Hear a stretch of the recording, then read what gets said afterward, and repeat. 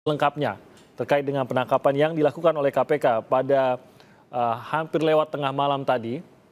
Informasinya kalau kita kumpulkan dari beberapa media online, kami catat ada beberapa media online termasuk juga dari Tempo sini yang sudah memberitakan pagi ini bahwa penangkapan berlangsung di Bandara Soekarno-Hatta terhadap Menteri KKP Edi Prabowo dan juga sejumlah pejabat dari Kementerian Kelautan dan Perikanan. Menteri KKP sendiri baru saja pulang dari Amerika Serikat, dari Hawaii informasinya, dan langsung ditahan begitu tiba di Bandara Soekarno-Hatta di Tangerang, Banten. Sejumlah pejabat juga ikut ditangkap. Tadi juga konfirmasi dari Pak Nurul Gufron bahwa penangkapan kemungkinan besar memang terkait dengan ekspor benur. Namun tentu saja dari sisi ekspor benur ini sendiri ada berbagai aspek yang bisa menjadi atau bisa diduga melibatkan entah itu praktik korupsi, mulai dari penunjukan, pemilihan dari pihak-pihak yang terkait, dari logistik juga, dari harga dan lain-lain. Ada banyak sekali aspeknya. Tentu saja kita harus menunggu dari aspek apakah dugaan KPK ini adanya dugaan korupsi yang dilakukan oleh atau paling tidak melibatkan sejumlah pejabat di Kementerian KKP. Dan saat ini kita coba ke kantor KPK dulu. Ada rekan kami Dani Saputra yang berada di gedung KPK. Dani, adakah informasi yang bisa Anda dapatkan dari KPK terkait dengan dugaan penangkapan dari Menteri KKP pada pagi hari ini? Ya, selamat pagi Timothy. Hingga saat ini memang kami belum mendapatkan informasi secara spesifik terkait atas kasus apa ditangkapnya ataupun terjadinya OTT yang diduga terjadi sejak malam hingga dini hari tadi, dan juga siapa saja yang terlibat, kasusnya apa. Namun tadi kami sudah sempat menghubungi sejumlah pimpinan KPK seperti Nurul Gufron dan juga Nawawi Pomolango, dan juga mereka membenarkan bahwa tadi malam sudah terjadi OTT ataupun operasi tangkap tangan, dan yang diduga terlibat ini adalah sejumlah pejabat dari Kementerian Kelautan dan juga Kelautan dan Perikanan, seperti itu. Nah, baru informasi ini yang kami dapatkan, dan juga tadi kami juga sudah mendapatkan konfirmasi dari KPK, dari Komisi Pemberantasan Korupsi, bahwa baru sore ini nantinya akan dirilis ataupun digelar konferensi pers secara resmi terkait informasi atas kasus apa dan juga siapa saja yang terlibat atas OTT yang terjadi pada malam sampai dini hari tadi, pada hari Rabu tanggal 25 November 2020, seperti itu Timothy. Suasana KPK sendiri saat ini bagaimana? Ya, hingga saat ini Timothy memang sejumlah awak media sudah menunggu di depan Komisi Pemberantasan Korupsi. Di sini kami sedang menunggu juga dari informasi apakah nantinya kami harapkan nantinya apakah ada nanti pimpinan KPK ataupun dari KPK nanti yang mungkin memberikan statement ataupun pernyataan sebelum konferensi pers. Setidaknya ada mungkin informasi kecil terkait mungkin apa kasus yang menjadi ataupun menjerat sejumlah pejabat dari Kementerian Kelautan dan Perikanan yang diduga memang terlibat OTT pada dini hari tadi. Sekarang kami masih menunggu posisinya sekarang Timothy, dan juga memang kami sempat tadi melihat memang belum banyak pegawai KPK yang sudah mendatangi kantor KPK. Jadi kami masih informasinya sekarang masih menunggu, dan tadi informasinya sore ini baru akan digelar konferensi pers, seperti itu. Tapi paling tidak kembali lagi saya ulangi, Anda sudah berkomunikasi dengan unsur pimpinan dari KPK dan mengkonfirmasi adanya penangkapan. Mungkin Anda bisa mengulang saja apa yang sudah dikonfirmasi oleh pihak KPK sampai sejauh ini. Iya, Timothy, hingga sejauh ini yang sudah dikonfirmasi, tadi saya sempat menghubungi pimpinan KPK seperti Nawawi Pomolango, bahwa yang bisa dapat dikonfirmasi bahwa betul sejumlah pejabat KPK sudah ditangkap oleh KPK atas KKP maksud Anda ya? dugaan kasus, namun kasus ini memang yang KKP maksud saya ya, namun memang belum ada keterangan secara spesifik atas kasus apa. Dan juga tadi kami sudah dapat konfirmasi dari pimpinan KPK Nawawi Pomolango bahwa Nawawi sedang berjalan menuju KPK. Jadi nanti kami harapkan apabila nanti Nawawi sudah sampai di KPK, apakah nanti Nawawi bisa memberikan statement sedikit untuk awak media terkait setidaknya apa informasi dasar dari OTT yang terjadi sekitar dini hari tadi, seperti itu, Timothy. Baik, terima kasih Dani. Nanti kita akan nantikan terus informasi dari kantor Komisi Pemberantasan Korupsi terkait dengan penangkapan sejumlah pejabat KKP yang berlangsung pada dini hari tadi. Sekali lagi kami ulangi informasinya yang tadi kita juga sudah konfirmasi kepada Pak Nurul Gufron, Wakil Ketua KPK, bahwa benar ada penangkapan yang dilakukan oleh KPK terhadap sejumlah pejabat di KKP. Total ada 5 orang yang ditangkap. Termasuk salah satu nama yang disebut oleh Pak Nurul Gufron tadi adalah Menteri KKP Edi Prabowo. Namun selengkapnya tadi dikatakan oleh Wakil Ketua KPK bahwa akan diinformasikan secara luas ke masyarakat dalam sebuah konferensi pers yang akan dilakukan oleh KPK pada hari ini. Sampai sejauh ini konferensi pers tersebut dijadwalkan akan dilakukan pada sore hari atau malam hari nanti. Namun sejumlah informasi masih dikumpulkan oleh KPK untuk bisa diberikan kepada masyarakat. Dan tentu saja terkait dengan kasus-kasus yang ditangani oleh KPK, ini ditangani langsung oleh penyidik kasus tersebut. Sehingga tidak bisa juga langsung diinformasikan sejauh apa penyidikan berlangsung, penangkapan tersebut, tidak seluruh informasi tentang penangkapan bisa dengan cepat diinformasikan, karena pasti akan terkait dengan kelanjutan dari penyidikan maupun sensitivitas dari penyidikan tersebut yang tentu saja masih terus berjalan dan bisa saja melibatkan beberapa pihak lainnya di luar mereka yang saat ini sudah ditahan. Nah, saya mau kita ada Asep Iwan Iriawan yang sebenarnya memang tergabung untuk perbincangan di Sapa Indonesia Pagi, namun kita potong sedikit karena breaking news, tapi karena keahliannya dalam bidang hukum tentu saja saya mau berkesempatan untuk berbicara dengan Kang Asep Iwan Iriawan yang saat ini masih tersambung bersama saya. Kang Asep.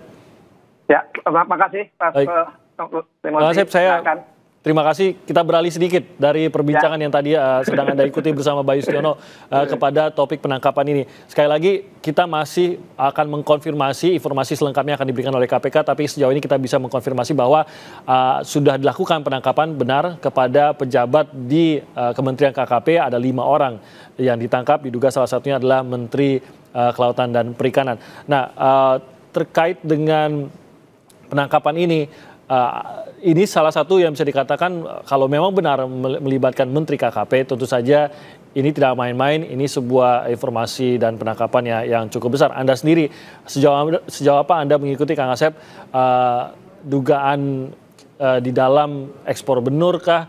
Apakah Anda sendiri melihat ada kelonggaran di situ, ada pengawasan yang kurang kah di situ? Sejauh apa ya setidaknya dari yang Anda pelajari, Kang Asep? Pertama, ini tidak hanya pandemi corona, tapi pandemi korupsi, ya.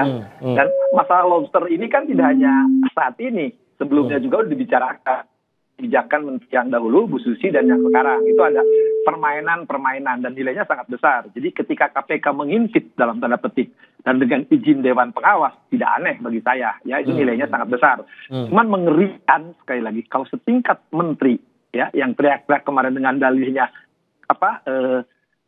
bagaimana ekspor impor tentang lobster, ya itu kan orang juga mencurigakan, apalagi di salah satu tabloid majalah tertentu itu dimuat kan, Tempo lah saya sebutkan kan, bagaimana permainan lobster itu terjadi sehingga wajar kalau KPK menangkap. Cuman saya salut, semoga masyarakat sekarang menimbulkan kepercayaan kepada KPK, bahwa KPK juga sekarang ada kepercayaan dari masyarakat, ini harus dibuka seterang-terangnya, dan ini kan tidak melibatkan yang bersangkutan, ternyata juga ada sekelilingnya kan, kalau lihat berita hari ini yang begitu ramai dari tadi pagi ya, ternyata penangkapan ini melibatkan pejabat, meningkatkan lingkungan kroninya, Saya pikir harus dibuka seterang-terangnya, tidak berhenti pada di sini, dan harus terang dibuka karena jelas lobster ini tidak saat ini, sebelumnya.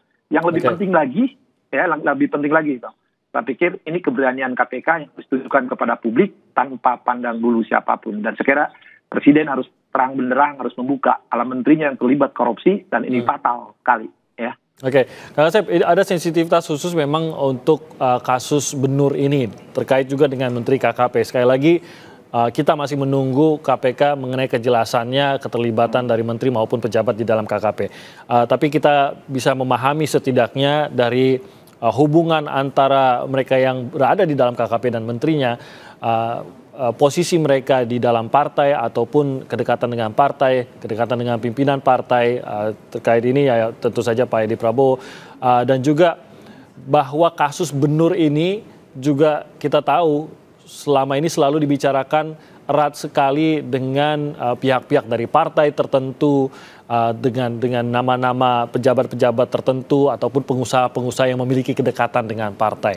Nah, melihat kondisi KPK saat ini, apakah Anda yakin bahwa KPK dalam posisi yang kuat untuk mengatasi sebuah kasus dengan kerumitan seperti ini? Tapi mungkin saya potong di situ dulu, Kang Asep. Anda mohon jawab usai jeda berikut ini. Kita akan jeda sebentar saja. Kami akan segera kembali, tetap di Breaking News Kompas TV.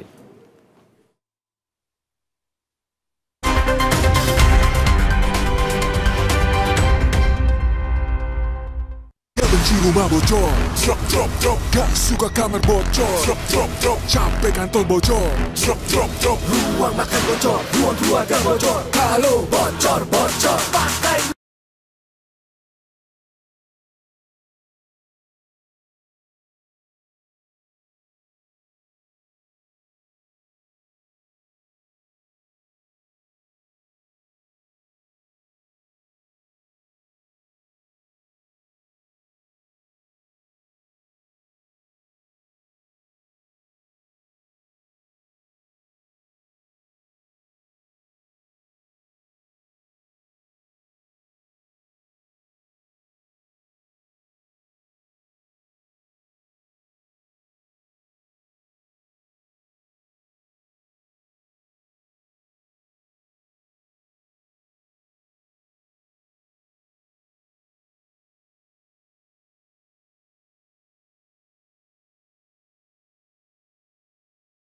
Anda masih bersama kami di Breaking News Kompas TV. Sampai saat ini kita mendapatkan informasi bahwa ada penangkapan yang dilakukan oleh KPK dan sudah dikonfirmasi oleh Wakil Ketua KPK.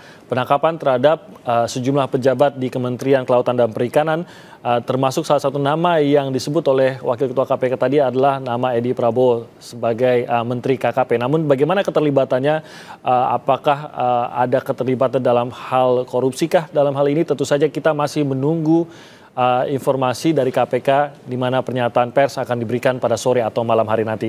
Saya masih bersama Kang Asep Iwan Iriawan. Pertanyaan saya tadi, Kang Asep, dengan kerumitan dan kedekatan dari pejabat maupun kasus Benur ini dengan sejumlah nama politisi, sejauh apa keyakinan Anda bahwa KPK akan mendapatkan dukungan juga untuk memberantasnya dan membuat kasus ini seterang-terangnya? Saya yakin, super yakin, aku yakin, kalau sampai KPK ya mengorbankan ya OTT ini lebih lanjut, itu resikonya besar. Dan tidak sembarangan setingkat menteri dilakukan OTT. Kan OTT sekarang itu harus izin dari Dewan Pengawas. Dewan Pengawas saya pikir sudah tahu dan mengizinkan, dan ini harus diproses lebih. Saya yakinnya bahwa KPK akan memproses. Kalau sampai tidak diproses, itu pertaruhannya sangat besar bagi KPK. Satu itu pertama. Yang kedua lebih penting ya, bahwa dengan tertangkapnya seorang menteri oleh KPK ya, tidak sembarangan. Saya pikir pasti ada diketahui oleh petinggi-petinggi negeri ini. Yang kedua itu. Yang ketiga, ini bermainnya pengusaha dan penguasa ini kan cerita lobster ini tidak saat ini, yang lalu. Bahkan saya bertahun-tahun yang lalu ketika ngajar di Lemhanas sudah saya katakan kejahatan bagaimana di laut ini ya, bagaimana di perairan ini saya katakan permainan ini. Dan ini berlanjut ya. Berhenti itu ketika menterinya Susi, gitu kan. Nah setelah Susi, nah ini permainan berulang lagi. Dan ini udah bahan gosip di kalangan mereka tuh udah saking tahu. Nah mungkin sampai di KPK ya kata anak sekarang kegap lah dia gitu kan. Kalau kegap saya pikir saya yakinnya ya, entah dari partai entah dari penguasa setidaknya sudah tahu lah bahwa ini akan tertangkap. Tidak sembarang, apalagi yang bersangkutan sedang di luar negeri kan. Ketika di luar negeri tunggu kedatangannya, dan ketika kedatangannya Ya apa yang terjadi sebelumnya pejabat-pejabat petinggi-petinggi di lingkungan kementerian sudah tertangkap kan, dan beberapa orang lainnya. Dan sudah tertangkap ini saya pikir KPK harus melanjutkan. Kalau KPK tidak melanjutkan, kepercayaan akan runtuh terhadap KPK. Oke, kalau kita lihat dari penangkapannya sendiri, Kang Asep, ini kan penangkapan dilakukan di Soekarno-Hatta pada setelah menjelang subuh lah tadi, masih sekitar pukul 1 lebih pagi setelah mendarat dari Amerika. Mungkinkah bahwa ini hanya pemeriksaan biasa saja, meminta keterangan dari menteri maupun pejabat KKP, atau dari format penangkapannya saja yang dilakukan secara mendadak, tiba-tiba, dan seperti tidak memberi ruang, bahkan baru mendarat saja langsung ditangkap. Mungkin tidak berbentuk OTT, mungkin saja. Sekali lagi kita masih menunggu KPK. Tapi dari bentuk penangkapannya, apakah Anda melihat memang ada urgensi di sini yang melibatkan kelima pejabat tersebut? Sedikit aja berpikir logis. Sementara KPK kan nggak dianggap OTT, nggak ada. Nah sekarang yang tertangkap seorang menteri, ngapain juga subuh-subuh penyidik KPK di sana? Kan nggak sembarangan. Ketika itu kan harus ada izin, ya. Saya pikir ketika ada izin dari pihak-pihak, terutama Dewan Pengawas dan pimpinan Komisioner KPK, nggak sembarangan tujuannya. Ya saya kira udah jelas. Apalagi sebelumnya didahului ada penangkapan terhadap orang-orang sebelumnya di lingkungannya. Jadi ini adalah kelanjutan dari perbuatan yang diketahui mungkin nyampe kepada yang bersangkutan. Jadi lagi di bandara itu tidak sembarangan penyidik datang, logikanya. Ngapain? Tingkat menteri loh, nggak boleh sembarangan loh. Kalau meminta keterangan akan jauh lebih sederhana begitu tahapannya, begitu ya, tidak. Ya, kalau KPK selama ini gini, Mas Tommy, Pak Demi, selama ini kan di KPK nggak ada klarifikasi, ya. Kalau nangkap ya udah jelas ada sesuatu, ada bukti permulaan yang cukup. Ya, didahului, apalagi sebelumnya ada penangkapan sebelumnya kan, artinya menjurus ke siapa, ada apa ini, jadi KPK sudah tahu, apalagi di KPK itu penyelidikan dan penyidikan sama, artinya apa, sudah ada tindak pidananya dan tersangkanya sudah nampak, ya, saya yakinnya, jadi kalau nanti ceritanya seperti ada yang lulus sampai ada yang hilang, wah, sebenarnya kebayang rakyat marahnya. Ini bukan pandemi corona lagi, ini pandemi korupsi yang sudah sistematis. Tadi Kang Asep, Anda sempat menjelaskan bahwa Anda sendiri sempat menyebut dan pada saat Anda mengajar di Lemhanas mengenai kejahatan ataupun korupsi yang dilakukan di lautan. Salah satunya mengenai ekspor impor dari hasil laut seperti ini. Kalau kita bicara kasus Benur, mungkin Anda tentu saja lebih paham. Apakah ini termasuk kasus yang besar kalau kita bicara soal kasus-kasus korupsi di lautan? Bukan besar lagi, big bahasa Inggrisnya. Ageng kata bahasa Sundanya, lebih besar gitu, nilainya besar, makanya kan ditutup oleh menteri sebelumnya kebijakan ini menyangkut benih-benih ini kan membahayakan. Bagaimana permainan dengan Vietnam, nanti akan sarang status saya di Instagram saya beberapa tahun yang lalu ya, biar jelas semua ya, bahwa bagaimana permainan nilai uangnya, bagaimana menyangkut penguasa dulu dan pengusaha dan luar negeri bermain gitu ya, di bagaimana benih-benih yang seharusnya demi kebersinambungan sustainable itu, tapi kenapa dijual dan dengan nilai yang sangat murah dan di sana dengan yang sangat besar. Dan ini permainnya nilainya sangat besar, apalagi pungutan-pungutan yang diambil itu tidak hanya kecil, tapi besar sekali lagi. Dan ini saya kira yang ketika dulu terhenti di kementerian sebelumnya dan sekarang diulang, kebijakannya berubah tuh kan, peraturan menterinya dirubah. Nah itulah mereka hidup kembali dan hidup lagi. Ternyata kita bersyukur pada Tuhan, puji Tuhan, alhamdulillah ya KPK bisa menerobos permainan ini. Dan saya berterima kasih mungkin Tuhan membuka jalan untuk semua ini. Berarti kalau tadi Anda sebutkan banyak pihak yang terlibat juga, sejauh ini yang kita ketahui kan dari pejabat saja nih yang sejauh ini ditahan untuk juga dimintai keterangan dan dicari keterlibatannya.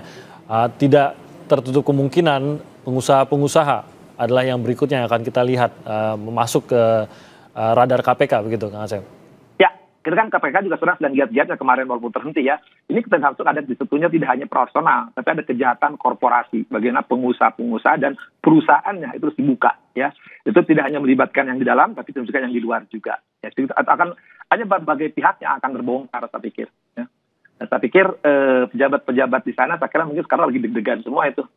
Cuma saya pikir, saya mohon juga di Kompas untuk terus ikuti perkembangan ini detik demi detik. Saya pikir jangan sampai dari bandara terus diikutin sampai kantor KPK dan terus ketika pemerintahan terus diikutin. Saya kira kewajiban media massa sebagai ya palak demokrasi juga ya, supaya juga transparansi, supaya ada keterbukaan karena pemberantasan korupsi kan melibatkan masyarakat termasuk media, dan media saya kira harus mengikuti perkembangan perkara ini kira kan, dan kita percayakan KPK untuk bangkit dan membuka aib ini sebesar-besarnya di tengah pandemi corona.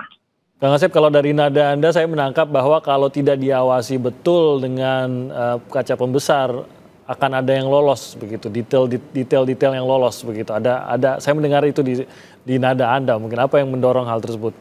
tepat ya, karena kan kejadian kemarin kita ada kejadian kemarin tertangkap yang sampai sekarang hilang nggak ketangkap kan, kita jadi penasaran apalagi kita dari Koalisi Masyarakat Sipil penggerak anti korupsi, kita ngikutin kan sampai sekarang hilang kemana tuh, udah bersetahun juga kan, seumur dengan pandemi kan.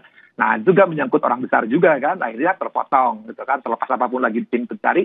Cuman ini yang sudah tertangkap di bandara ya, jangan sampai tadi cerita yang pertanyaan sini ya, jangan-jangan klarifikasi, kalau klarifikasi fatal karena ini jelas di bandara penangkapan. Kalau penangkapan walaupun 1 kali 24 jam, seorang menteri ya dan pejabat sebelumnya sudah ada, harus menjadikan pengawasan lebih lanjut terutama dari publik dan media yang lebih penting saya pikir. Oke, Kang Asep, terima kasih banyak sudah memberikan juga opini Anda, opini profesional Anda terkait hal ini. Mungkin jangan diputus dulu, karena kemungkinan akan berlanjut dengan Mas Bayu lagi setelah perbincangan ini. Terima kasih banyak, Kang Asep Iwan pakar hukum dan juga mantan hakim. Dan Saudara Wakil Ketua KPK Nurul Gufron tadi pagi kepada kami mengonfirmasi penangkapan Menteri KKP Kelautan dan Perikanan Edi Prabowo bersama pejabat dan pegawai di jajaran Kementerian Kelautan dan Perikanan. Berikut cuplikan wawancara tadi pagi bersama Wakil Ketua KPK Nurul Gufron melalui sambungan telepon. Media online setidaknya pada saat ini memberitakan bahwa KPK melakukan penangkapan pada Menteri KKP. Apakah benar penangkapan ini dilakukan, Pak? Ya, perlu kami sampaikan kepada publik ya bahwa benar KPK semalam sekitar jam 1.23 atau dini hari ini telah menangkap sejumlah pejabat di Kementerian KKP, ada pejabat dan juga ada keluarga Menteri KKP. Saat ini sudah diamankan di KPK dan KPK saat ini sedang melakukan pemeriksaan. Lebih lanjut kami mohon publik untuk bersabar menunggu hasil pemeriksaan lebih lanjut dan kami tentu akan melakukan ekspos lebih lanjut. Oke, berarti 2 pejabat KKP dan Menteri KKP ya Pak? Ya ada beberapa yang jelas lebih dari 5 orang lah gitu. Yang nanti siapa saja dalam kaitan kasus apa nanti KPK akan melakukan ekspos lebih detail. Pak Nurul Gufron, benarkah bahwa ini sudah ini adalah kelanjutan dari adanya penangkapan sebelumnya yang dilakukan pekan-pekan lalu? Kami mendengar juga ada terkait dengan kasus Benur yang dilakukan. Kita tidak bisa menjelaskan saat ini karena kami masih sedang melakukan pemeriksaan. Yang jelas benar berkaitan dengan ekspor Benur itu saja. Nanti lebih lanjut mohon bersabar. Saya kira begitu ya. Terima kasih. Baik, pukul berapa Pak Nurul Gufron akan dilaksanakan informasi atau press conference dari KPK? Ya biasanya kami sore lah setelah pemeriksaan ya. Oke. Terima kasih. Terima kasih banyak. Tetap di Breaking News, kami akan segera kembali.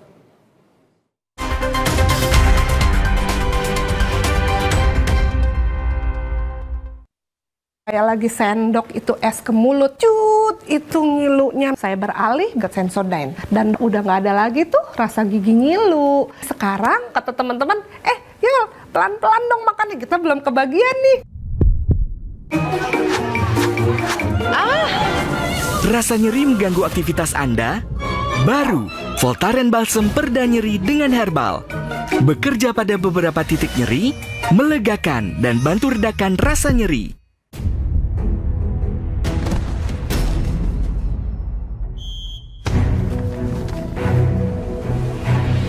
Tunjukkan kekuatan dari dalam.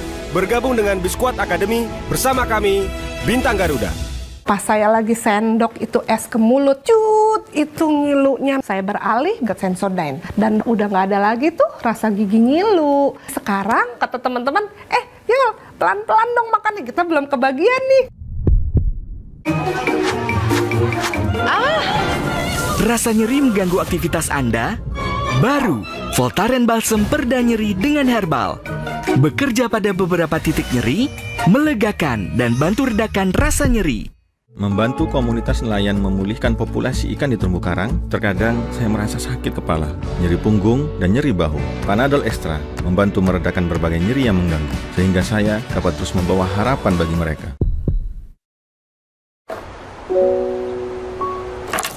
Terima kasih. Selamat Hari Ibu, Mama. Terima kasih untuk ibu yang disayangi. Selamat Hari Ibu.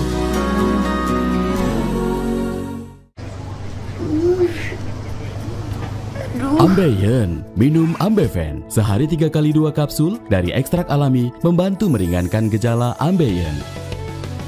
Atasi Ambeien dengan Ambeven. Oreo 2000. Ayo, ayo Bu. Apapun buat Oreo 2000. Baru Oreo kemasan 2000. A good wife must be elegant, graceful, invisible. I know my place. I'm Hua Mulan.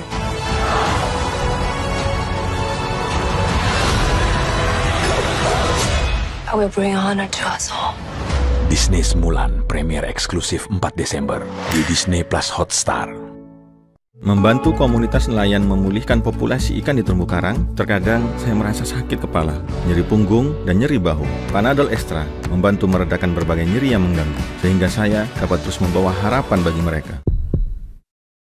Kakek pingin tahu apa gigi palsunya bisa ngunyah ayam goreng yang renyah. Untung kakek pakai Polydent yang dengan kuat melekatkan gigi palsunya hingga 12 jam. Kakek pun bebas makan apa saja. Tersedia di apotek terdekat. Baru kopi hitam Gilus Mix. Wow, bubuknya super halus. Ampasnya cepet turun. Ada aroma gula aren, vanila, dan pandan. Kreatif. Dan gak bikin gembung. Kopi Gilus Mix, kopi hitam anak muda. Kopi Creamy Latte dari biji kopi pilihan dan susu creamy New Zealand. Jadikan kopinya lembut, bikin good mood. Kopi Creamy Latte dari biji kopi pilihan dan susu creamy New Zealand. Jadikan kopinya lembut, bikin good mood. Creamy Latte.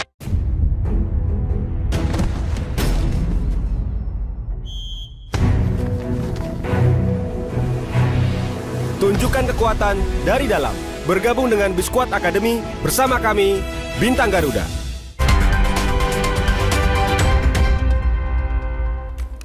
Kembali di Breaking News Kompas TV, informasi dari yang kita dapatkan dari sejumlah media online maupun tadi kita sudah menelpon dan mengkonfirmasi dengan Wakil Ketua KPK Nurul Gufron menyatakan bahwa sudah dilakukan sebuah penangkapan oleh KPK terhadap sejumlah pejabat dari Kementerian Kelautan dan Perikanan. Selengkapnya kita ulangi informasi ataupun telepon yang sudah kita lakukan tadi pagi. Media online setidaknya pada saat ini memberitakan bahwa KPK melakukan penangkapan pada Menteri KKP. Apakah benar penangkapan ini dilakukan, Pak? Ya, perlu kami sampaikan kepada publik ya bahwa benar KPK semalam sekitar jam 1.23 atau dini hari ini telah menangkap sejumlah pejabat di Kementerian KKP, ada pejabat dan juga ada keluarga Menteri KKP. Saat ini sudah diamankan di KPK dan KPK saat ini sedang melakukan pemeriksaan. Lebih lanjut kami mohon publik untuk bersabar, menunggu hasil pemeriksaan lebih lanjut dan kami tentu akan melakukan ekspos lebih lanjut. Oke, berarti 2 pejabat KKP dan Menteri KKP ya Pak? Ya, ada beberapa yang jelas lebih dari 5 orang lah gitu. Yang nanti siapa saja dalam kaitan kasus apa nanti KPK akan melakukan ekspos lebih detail. Pak Nurul Gufron, benarkah bahwa ini sudah ini adalah kelanjutan dari adanya penangkapan sebelumnya yang dilakukan pekan-pekan lalu? Kami mendengar juga ada terkait dengan kasus Benur yang dilakukan. Kita tidak bisa menjelaskan saat ini karena kami masih sedang melakukan pemeriksaan. Yang jelas benar berkaitan dengan ekspor Benur itu saja. Nanti lebih lanjut mohon bersabar. Saya kira begitu ya. Terima kasih. Baik, pukul berapa Pak Nurul Gufron akan dilaksanakan informasi atau press conference dari KPK? Ya biasanya kami sore lah setelah pemeriksaan ya. Oke. Terima kasih banyak. Saat ini kita sudah tersambung dengan Zainal Arifin Mohtar atau Mas Uceng dari peneliti Pukat UGM. Selamat pagi Mas Uceng. Selamat pagi Mas. Mas Uceng, sejauh ini yang kita ketahui penangkapan dilakukan terhadap 5 pejabat KKP oleh KPK dan diduga sejauh ini terkait dengan proyek benur atau ekspor benur begitu. Apakah adanya kasus yang melibatkan ekspor benur di lingkungan KKP ini sesuatu yang Anda kira hanya tinggal waktu saja atau masih cukup mengejutkan adanya kasus korupsi di ranah ini? Iya, yang pertama kan memang kalau kita bicara soal korupsi benur ini, dalam beberapa laporan beberapa media itu kan sudah tergambar petanya bahwa sebagian besar itu terafiliasi ke partai-partai ya, kalau kita lihat dalam beberapa catatan gitu. Dan kebijakan itu tentu saja dalam beberapa catatan juga kelihatan bahwa tidak memihak langsung kepada rakyat, tapi kemudian lebih banyak memihak kepada partai. Jadi beberapa tokoh partai kelihatannya mengambil keuntungan dari pola itu dengan menjual, mengatakan bahwa ini lebih menguntungkan rakyat dan lain-lain sebagainya. Dan saya lihat ada juga banyak ahli yang dipakai untuk membenarkan kalimat-kalimat itu bahwa ini seakan-akan untuk rakyat. Nah, tapi beginilah, ini kalau kita anggap sebagai sebuah kesalahan dari proses kebijakan, saya masih menunggu sebenarnya keterangan resmi dari KPK karena tentu saja ada waktu 1 kali 24 jam ya bagi KPK untuk menjelaskan secara detail atau menetapkan statusnya. Karena setahu saya kalau baca media itu dia ditangkap sekitar jam 1:30 malam ya. Jadi masih ada 24 jam waktu buat KPK untuk menjelaskan semuanya. Artinya saya sendiri sih belum terlalu yakin kalau ini bagian dari korupsi kebijakan, kalau hanya patokannya pada kebijakan. Gitu. Saya duga ini mungkin ada kaitan dengan aliran uang, ya pasti ada aliran uang dan ada pembuktian di wilayah barangkali bisa suap atau gratifikasi atau suap atau yang berkaitan dengan uang lah. Nah, makanya mungkin ada baiknya kita tunggu keterangan resmi KPK ya apa yang dilakukan. Karena kalau kita hanya bicara pada kebijakannya, walaupun memang kita bisa lihat dalam laporan berbagai catatan itu kebijakan itu seakan-akan diiyakan oleh beberapa ahli, lalu kemudian seakan-akan ditujukan pada rakyat, tapi sebenarnya ada banyak tokoh partai yang bermain gitu kalau kita baca beberapa laporan media di dalamnya. Nah, cuma apakah karena hanya kebijakan itu dilakukan penangkapan, saya merasa tidak terlalu yakin gitu. Bisa jadi ada unsur uangnya, ada unsur sesuatunya, baru kemudian KPK melakukan itu. Bisakah dikatakan kalau hal tersebut ini bukan OTT begitu? Mengingat ini kan turun dari pesawat baru tiba di Indonesia, tidak bisa kita sebut sebagai OTT begitu? Saya bilang tadi apakah ini penangkapan, apakah ini OTT? Kita harus menunggu ya keterangan resminya KPK gitu.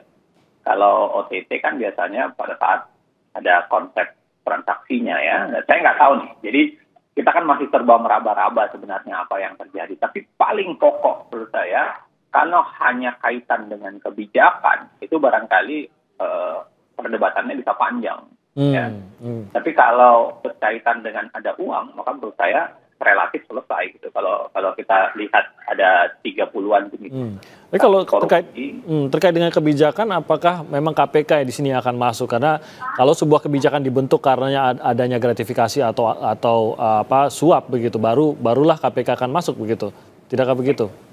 Iya, kita kan bisa berasumsi dua hal. Yang pertama adalah kebijakan itu sendiri dipesan dengan uang, ya, ataukah kebijakan itu sendiri menguntungkan pihak tertentu, lalu pihak tertentu itu melakukan pembayaran ucapan terima kasih atau lain sebagainya. Kan ada banyak kemungkinan nih yang bisa kita lihat dari polanya gitu. Jadi selama KPK belum menjelaskan dengan detail apa yang terjadi, ya begitulah gitu. Selama kita masih hanya meraba-raba, dan saya selalu bilang dari setiap penangkapan, setiap OTT itu kita kayak satu sisi bermuka gembira, tapi di lain sisi kita bermuka sedih gitu. Kenapa? Karena artinya kita gembira kalau kemudian ada pemberantasan korupsi yang masih berjalan ya. Artinya napas pemberantasan korupsi itu masih keluar, masih walaupun barangkali megap-megap gitu, masih ada. Tapi selain sisi kita harus bilang bahwa pejabat yang ditangkap ini adalah potret buram Ya. wajah kita yang menyedihkan. Gitu. Dan ini dua sisi yang harus kita hadapi. Sekali lagi kita harus menunggu bagaimana keterangan dari KPK. Mas Uceng, terima kasih banyak sudah bergabung bersama kami pagi hari ini. Tapi tentu saja saya yakin Mas Uceng juga akan terus mengikuti secara dekat. Salah satunya juga ingin melihat sejauh apa KPK juga bisa mengungkap sejelas-jelasnya terkait kasus yang melibatkan pejabat dan dan kedekatan dengan sejumlah partai, gitu ya Mas Uceng ya? Ya, betul. Oke. Jadi, Baik. pola-polanya Ya. dilihat baik-baik dan siapa yang diuntungkan, lari kemana uangnya itu kemudian bisa dijelaskan barangkali. Kita tunggu aja KPK. Oke, Mas Uceng, terima kasih banyak sekali lagi. Kita akan nantikan terus bagaimana kelanjutan dari penangkapan yang dilakukan oleh KPK. Breaking news kita akhiri dulu di sini. Namun informasinya akan kita lanjutkan dalam program-program selanjutnya. Kalau ada informasi terbaru terkait dengan penangkapan pejabat dari Kementerian Kelautan Perikanan maupun dari Menteri Kelautan dan Perikanan Pak Edi Prabowo, keterangan selanjutnya akan diberikan oleh KPK pada hari ini dan Anda bisa ikuti di program lainnya di Kompas TV.